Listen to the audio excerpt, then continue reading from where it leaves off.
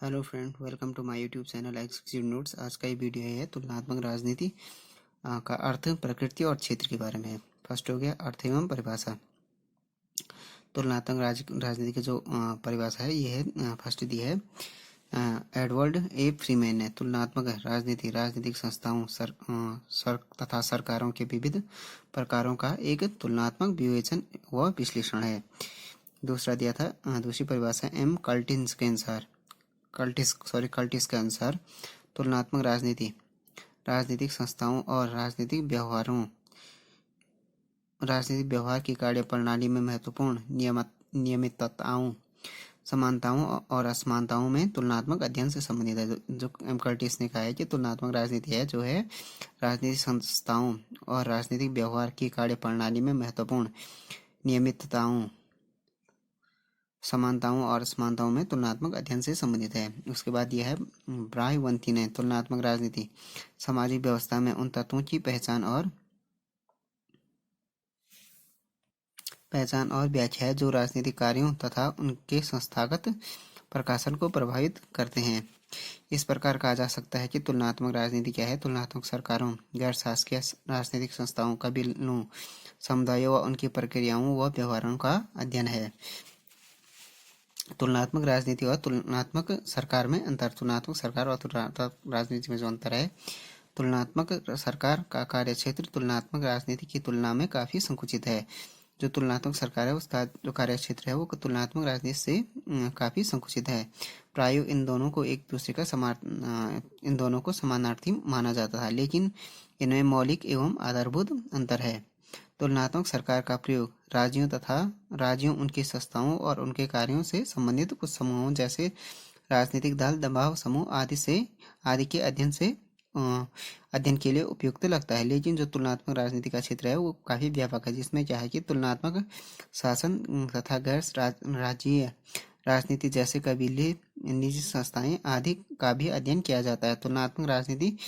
तुलनात्मक शासन का क्या है? विकसित रूप है। जो ये तुलनात्मक राजनीति और तुलनात्मक सरकार है इसमें काफ़ी डिफरेंस है।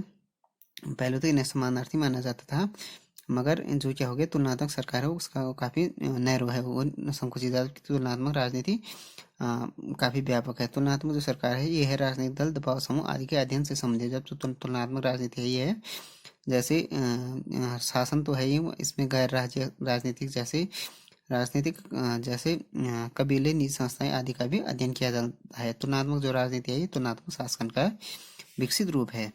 उसके बाद हो गया तुलनात्मक राजनीति की प्रकृति। तुलनात्मक राजनीति की प्रकृति संबंधी दो मत हैं। एक तो है लंबात्मक तुलनात्मक अध्ययन के रूप में, दूसरा है क्षैतिज तुलनात्मक अध्ययन के रूप में।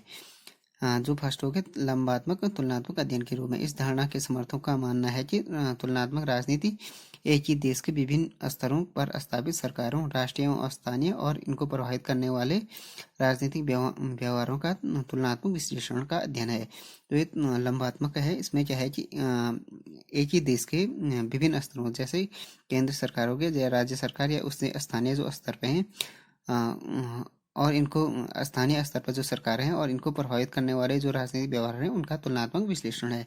जो क्षैतिज तुलनात्मक अध्ययन है इसमें क्या है कि इस धारणा के समर्थकों का मानना है कि तुलनात्मक राजनीति तो राष्ट्रीय सरकारों की क्षैतिज तुलना है। ऐसी तुलना ही वास्तविक अध्ययन का आधार है और राजनीतिक व्यवहार को समझने में सहायक सिद्ध होती है।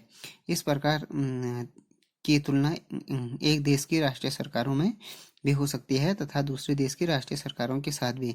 यह तुलना समय और भौगोलिक सीमाओं से परे है। इसके द्वारा एक देश की राजनीतिक व्यवस्था का राजनीतिक व्यवहार भी समझा जा सकता है और दूसरे देश की वास्तविक प्रकृति को समझने में मददगार साबित होती है। इसमें तुलना एक राष्ट्र की केंद्रीय सरकारों के बीच ऐतिहासिक आधार पर भी हो सकती है और समसामयिक आधार पर एक देश की राष्ट्रीय सरकार की तुलना दूसरे देश की राष्ट्रीय सरकारों के साथ भी हो सकती है। तो ये है कि लंबात्मक तुलनात्मक अध्ययन में क्या हो गया, एक ही देश के डिफरेंट जो सरकारें हैं उनका अध्ययन और उनके राजनीतिक व्यवहारों का तुलनात्मक विश्लेषण। जो क्षैतिज है उसमें है कि एक राष्ट्र से दूसरे राष्ट्र के जो इंस्टीट्यूशन हो गए, चाहे उनके राष्ट्र के जो राष्ट्रीय सरकारों का अध्ययन या एक देश के राष्ट्रीय सरकारों से दूसरे देश की राष्ट्रीय सरकारों का तुलनात्मक अध्ययन हो गया इसके अंतर्गत 36 तुलनात्मक अध्ययन में। अब हो गया तुलनात्मक राजनीति का क्षेत्र। तुलनात्मक राजनीति का जो क्षेत्र है वो क्या है, एक आज विवादास्पद विषय है। आज तुलनात्मक राजनीति क्या है, संक्रमणकालीन दौर में है। आज विद्वान एक अनिश्चित स्थिति में है। इसमें क्या शामिल किया जाए या नहीं तथा शामिल करने या न करने का आधार क्या हो। कानूनी या संस्थागत दृष्टिकोणों के समर्थक तुलनात्मक राजनीति में केवल राजनीति द्वारा निर्धारित राजनीतिक व्यवहार तथा राजनीतिक ढांचे व संरचनाओं के अध्ययन पर जोर देते हैं। उनका ध्येय औपचारिक अध्ययन पर तक सीमित है। इस दृष्टिकोण के आलोचकों का कहना है कि यदि यह अध्ययन राजनीतिक व्यवस्था के व्यवहार का वास्तविक ज्ञान नहीं करा सकता। कई देशों में संविधान तथा संविधानवाद में क्या है, गहरा अंतर होता है। चीन व रूस की जो राजनीतिक व्यवस्थाओं के राजनीतिक व्यवहार का अध्ययन करने से यह बात उभरने लगती है कि वहाँ पर संविधान के सिद्धांत व व्यवहार में काफ़ी अंतर है। इसलिए राजनीतिक व्यवहार के औपचारिक अध्ययन की भी उपेक्षा नहीं की जानी चाहिए। व्यवहारवादी विचारक तुलनात्मक राजनीति में संस्थागत राजनीतिक व्यवहार के साथ साथ गैर राजनीतिक संस्थाओं के राजनीतिक व्यवहार को भी शामिल करने पर जोर देते हैं। द्वितीय विश्व युद्ध के बाद क्या हुआ कि तुलनात्मक राजनीति का क्षेत्र क्या हो गया, काफ़ी अधिक विकसित हो गया। मुनरो, फाइनर, लास्की जैसे विद्वानों ने तुलनात्मक अध्ययन को नए आयाम दिए। आज तुलनात्मक राजनीति में नई नई धारणाएं विकसित हो चुकी हैं। इसमें जो है राजनीतिक संस्थाओं व संरचनाओं के साथ गैर राजनीतिक तत्वों की भी उचित स्थान मिल चुका है। आज तुलनात्मक राजनीति पाश्चात्य और गैर पाश्चात्य देशों दोनों क्षेत्रों में अपने पैर पसार चुकी है। आज तुलनात्मक राजनीति में तुलना नए नए आयाम विकसित हो रहे हैं।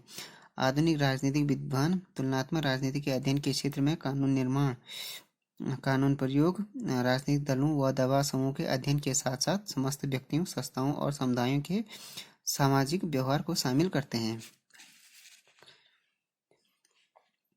आज तुलनात्मक राजनीति में राज्यों के संवैधानिक, संस्थागत और संरचनात्मक संरचनाओं, राजनीतिक दल व दबाव समूह, राजनीतिक संस्कृति, राजनीतिक समाजीकरण, राजनीतिक विकास, संविधानवाद, राजनीतिक व्यवहार, राजनीतिक भ्रष्टाचार, प्रतियोगी राज्यों के बीच आपसी संबंध, शक्ति संबंध, जनमत, तुलनात्मक विश्लेषण आदि का अध्ययन किया जाता है। इसी कारण यह कहा जा सकता है कि तुलनात्मक राजनीति का अध्ययन क्षेत्र व्यापक होने के साथ साथ संक्रमणकालीन दौर में है। तो जो ये है तुलनात्मक राजनीति का जो अध्ययन क्षेत्र है ये काफ़ी विवादास्पद है। इसमें क्या हो गया, तुलनात्मक राजनीति क्या है, जो यह है संक्रमणकालीन दौर से। आज विद्वान इस अनिश्चित स्थिति में है कि इसमें क्या शामिल किया जाए और क्या नहीं किया जाए। इसमें कानूनी या संस्थागत दृष्टिकोण के समर्थक तुलनात्मक राजनीति में क्या करते हैं कि वह संविधान द्वारा निर्धारित राजनीतिक व्यवहार व राजनीतिक ढांचे संरचनाओं पर अध्ययन पर जोर देते हैं। जो तुलनात्मक कानूनी या संस्थागत दृष्टिकोण के समर्थक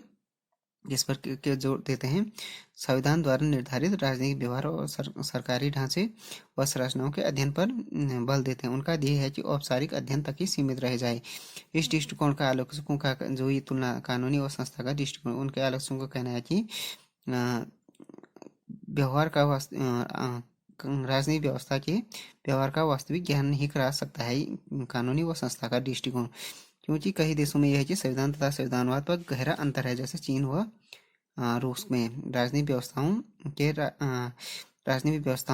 राजनीतिक व्यवहार का अध्ययन करने से उन्हें ये बात पता लगता है कि वहाँ पर संविधान के सिद्धांत व व्यवहार में क्या है, काफ़ी अंतर है। इसलिए राजनीतिक व्यवहार के अनौपचारिक अध्ययन का भी अपेक्षा नहीं किया जा सकती है। व्यवहारवादी विचारक तुलनात्मक राजनीति में संस्थागत राजनीतिक व्यवहार के साथ साथ क्या करना, गैर राजनीतिक संस्थाओं के राजनीतिक व्यवहार को भी शामिल करने पर जोर देते हैं। जो द्वितीय विश्व युद्ध के बाद हो गया, तुलनात्मक राजनीति का क्षेत्र क्या हो गया, बहुत बढ़ गया था। तो उसमें ये था कि उन्होंने क्या किया कि पाश्चात्य व गैर पाश्चात्य दोनों क्षेत्रों में अपने पैर पसार चुकी थी तुलनात्मक राजनीति। तो इसमें ये था कि नए नए आयाम विकसित हो गए। उन्होंने क्या किया, आधुनिक राजनीति के विद्वान तुलनात्मक राजनीति के अध्ययन में कानून निर्माण, कानून प्रयोग, राजनीतिक दलों, दफा समूह आदि के अध्ययन के साथ साथ क्या समस्त व्यक्तिगत संस्थाओं और समुदायों के सामाजिक व्यवहार को शामिल करते हैं। जो आधुनिक विद्वान तुलनात्मक राजनीति के क्षेत्र में क्या इनको भी शामिल करते हैं, कानून निर्माण, कानून प्रयोग, राजनीतिक दल, दबाव समूह आदि को। तुलनात्मक राजनीति का महत्व भी है कुछ। तुलनात्मक राजनीति का ये क्या क्या महत्व है। फर्स्ट हो गया राजनीतिक व्यवहार को समझना। तुलनात्मक राजनीति का अध्ययन देश विदेश की राजनीति व राजनीतिक व्यवहार को समझने में सहायक होता है। तुलनात्मक राजनीति के अध्ययन द्वारा विभिन्न राजनीतिक प्रक्रियाओं की समानताओं व असमानताओं का ज्ञान कराता है। इससे क्या हो गया, इससे राजनीतिक घटना चक्रों का भी ज्ञान होता है। तुलनात्मक अध्ययन राजनीतिक अभियानों को भी महत्वपूर्ण जानकारी देता है। इसी के आधार पर वे राजनीतिक व्यवहारों व दृष्टिकोणों की जांच परख करके उनकी प्रासंगिकता जांचते हैं। राजनीति को वैज्ञानिक स्वरूप प्रदान करना। अरस्तु के समय से क्या हो गया, तुलनात्मक अध्ययन द्वारा राजनीति के अध्ययन को वैज्ञानिक बनाने के प्रयास किए जा रहे हैं। 1955 के बाद व्यवहारवादी क्रांति ने राजनीति को तुलनात्मक आधार पर एक विज्ञान के रूप में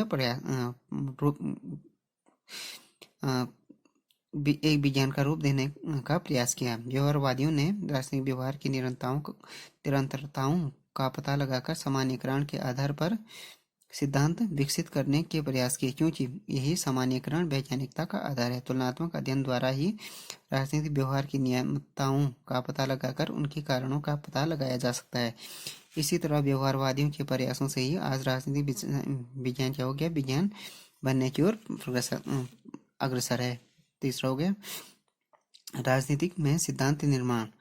तुलनात्मक अध्ययन द्वारा राजनीतिक व्यवहार की नियमितताओं का पता चलने से सिद्धांत निर्माण करना आसान हो जाता है। राजनीति शास्त्र में ऐसे सिद्धांतों की तलाश की जा रही है जो संपूर्ण विश्व में राजनीतिक व्यवहार को समझने में सहायक हो। तुलनात्मक राजनीति आनुभविक सिद्धांतों तक पहुंचने में सहायता करती है। ये आनुभविक सिद्धांत ही राजनीतिक व्यवहार के वास्तविक तथ्यों को समझने में मदद करते हैं।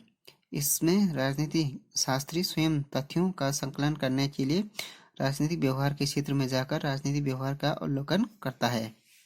तो फ्रेंड्स, ये वीडियो हो गया तुलनात्मक राजनीति का अर्थ परिभाषा, तुलनात्मक सरकार और तुलनात्मक राजनीति में अंतर, तुलनात्मक राजनीति की प्रकृति, तुलनात्मक राजनीति का क्षेत्र और तुलनात्मक राजनीति का जो महत्व है उसके बारे में हो गया video. Thanks for watching this video. If you like this video please subscribe my channel and like, share and comment on this video.